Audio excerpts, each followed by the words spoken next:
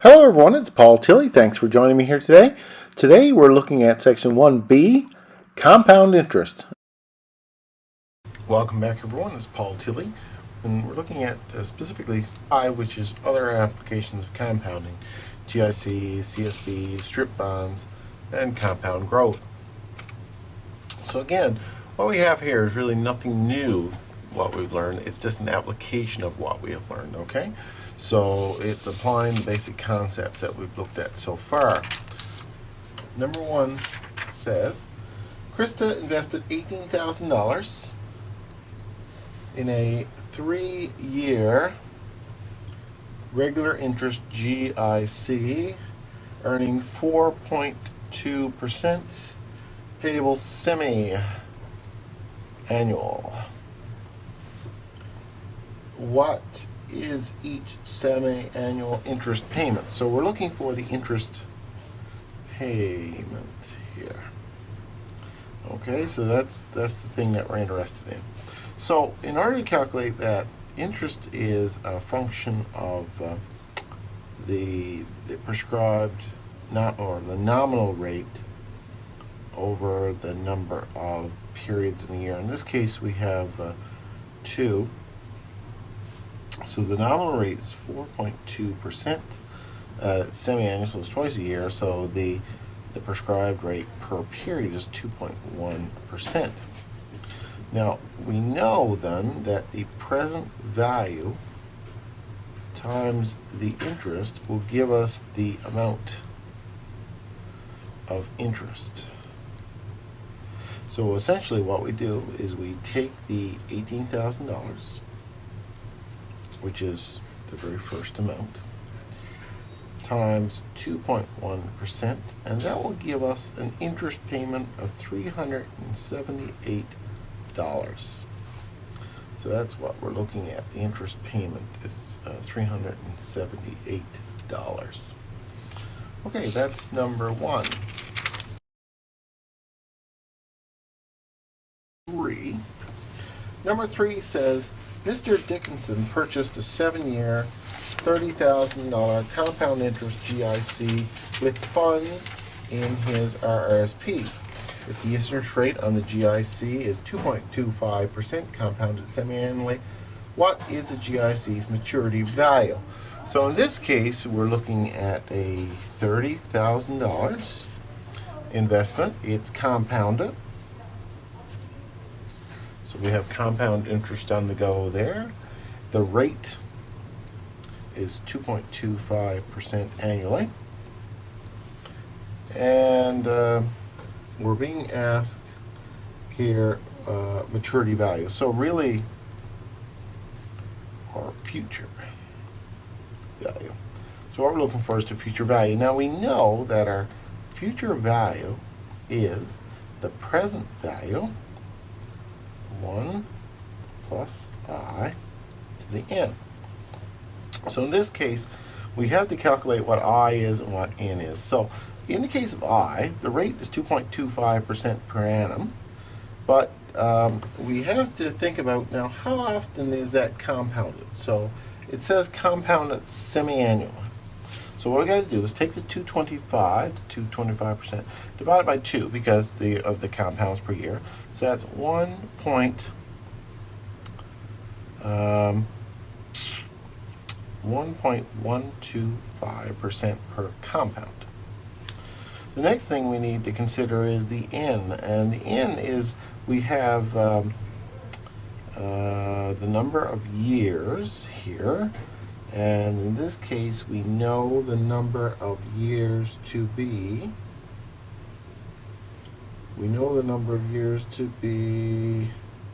7 years.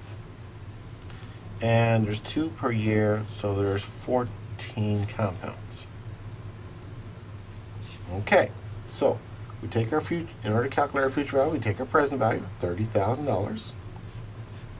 1 plus the interest rate that we came up with, 0.01125, convert to a decimal, 14. So our future value then, when we crunch those numbers on that, will come to $35,000 $36,086. So essentially, $30,000 will grow to $35,000 and $35,086.56 under the scenario of a 7-year semi-annual 2.25%. Let's take a look next at number 5. Number 5 says to us, a trust company offers 3-year compound interest GIC. So it's a 3-year GIC compound.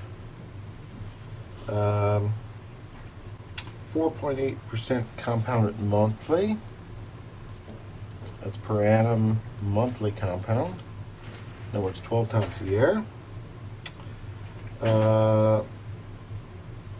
Or 4.9% per annum compounded semi-annually. So you really have a choice. You can put your GIC in and get 4.8% per annum monthly payment, or 4.9% per annum in the semi-annual calculation of interest.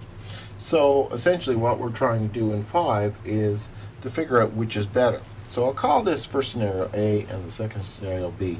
So in the first scenario, again, it's 3-year. And the interest, seeing it's compounded monthly, we take the 4.8% and we divide it by 12. 4.8% divided by 12, and that will get us 0.4%, which is 0.004.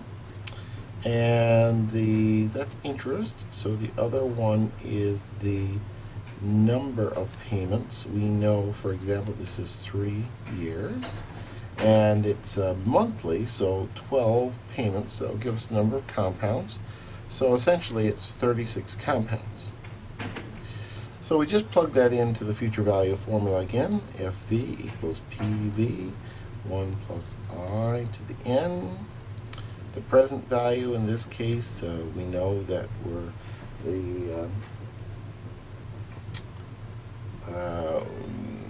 it's an amount, so we can use a plug number here. Let's assume the amount. It doesn't matter what money we use, because what we're doing is comparing two. So as long as we use the same amount of money. So let's just say $100. Let's put $100 in. That's 1 plus I, which is 0.004. To the n, which is 36, and that comes to 100 times 1.1545, which is really 115.45. So under scenario A, which is the 4.8% per annum monthly compounding, we'll end up with $115.45, assuming we put in $100. So now let's look at the B option. B option says, okay, well, what if we had 4.9%? Again, it's 3-year. The I is 4.9%, and it's semi-annual. So we take that 0.049, and we have to divide that by 2, because again, it's semi-annual. So that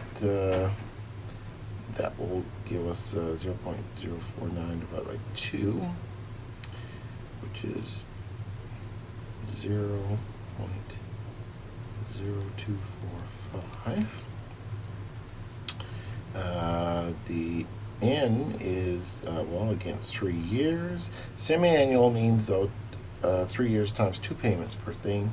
So we're looking at we're looking at simply 6 compounds. Okay, so now we got FV equals PV, 1 plus I to the n.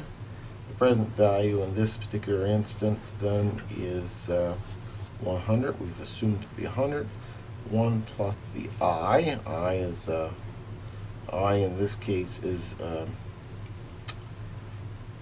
0.245. And the n is 6. If we crunch the numbers on that, that will come out to 1.1563, which you will notice is essentially the same. So if it's compounded monthly at 4.8% or compounded semi-annually at 4.9%, they're pretty much the same. So there's not a lot of difference in terms of the end game with these. So we should be indifferent to one format or the other. It really wouldn't matter to us in terms of that. So that's number 5. Number 7. Number 7 says, how, if at all, will the future value of $1,000 invested in a 3-year variable rate GIC differ if it earns 2, 3, and 4% in successive years instead of 4, 3, and 2% in successive years? So what we've done is we've effectively put $1,000 in, and in year 1, year 2, and year 3, it earned different rates. So we got 2, 3, and 4% in the first scenario. In the second scenario, we had $1,000. We put it in, and it made 4, 3, and 2%. So we got the same percentages, but in the opposite direction. So, well, let's look at it. Let's do the math on it to know. We know that in these successive patterns, what we need to be able to do is to write our formula so that essentially we take the amount and we go 1 plus 0.02. So that's 2%. So 1,000 in the first year, 1 plus 0.03 in the second year, and 1 plus 0.04 that year. If we run the numbers on that, we'll get 1,092.62. So that's A, and a B, we'll take 1,000, and we're getting 4% in the first year. 1 plus 0.04, 1 plus 0.03, 1 plus 0.02, and we'll get exactly the same amount there.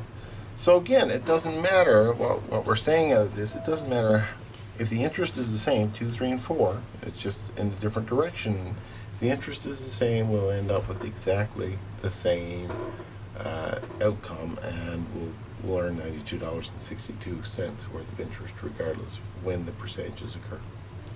So that's that section. Have a look at those.